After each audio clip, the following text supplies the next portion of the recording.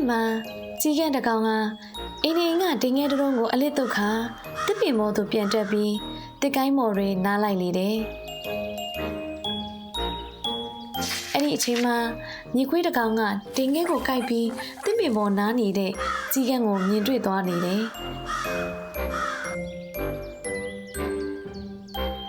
အမေဒီကြီးကန်းပါဆက်ထဲမှာတင်းငယ်ကြီးပါလားမွေနေတာပဲသူ့ပါဆက်ထဲကတင်းငယ်ကိုဘလို့ယူရရင်ကောင်းမလဲလို့တွေးနေမိတယ်အဲ့ဒီနောက်ညီခွေးကအကြံရသွားပြီးကြီးကန်းနားနေတဲ့တစ်ပင်အောက်သို့လာပြီးအဆွေကြီးလှပလို့ပါလား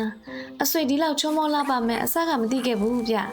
မျက်လုံးလေးကလည်းတောက်ပဝင်းလဲလို့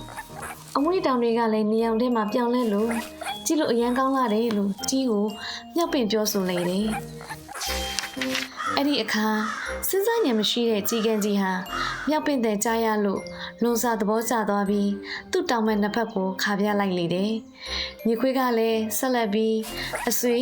တကြီးလေးတီဆိုတတ်တယ်မဟုတ်လား။ဆိုတတ်မယ်ကျွန်ုပ်သိထားပါတယ်။အဆွေရဲ့အတန်းဟာတောမြိုင်ထဲမှာအချိုးသားဆုံးဖြစ်မှာပဲ။ကျွန်ုပ်ကြားကျင်လို့ပါကျေးဇူးပြုပြီးကျွန်ုပ်ကိုတချင်းတစ်ပုတ်လောက်ဆိုပြပါလားလို့သူ့ကတ်ထွဲဝင်လာတဲ့ကြီးကန်းကိုဆက်လက်မြောက်ပင်ပြောဆိုလိုက်ပြန်လေတယ်။ကြီးကန်းကလည်းမြေခွေးရဲ့မြောက်ပင်ပြောစကားတန်ကိုတာယာမိသွားပြီးပါဇက်ကတင်ခဲကြိုက်ထားတာကိုမေ့ပြီးတချင်းဆိုလိုက်မိရာ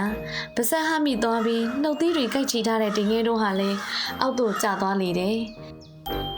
မြေခွေးလည်းတင်ခဲကိုကောက်ယူပြီးတစ်ပင်ဘောကကြီးကန်းအားအဆွေအတန်ကအလွန်ပဲကောင်းမွန်လာတယ်လို့တင်ခဲလည်းတိတ်အရသာရှိမှာပဲလို့ရေမောလောင်ပြောင်ပြောဆိုက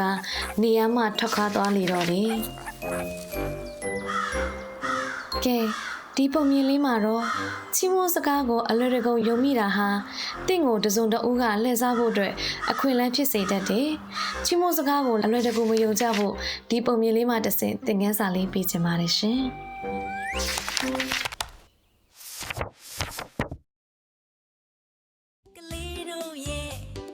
Children's story Myanmar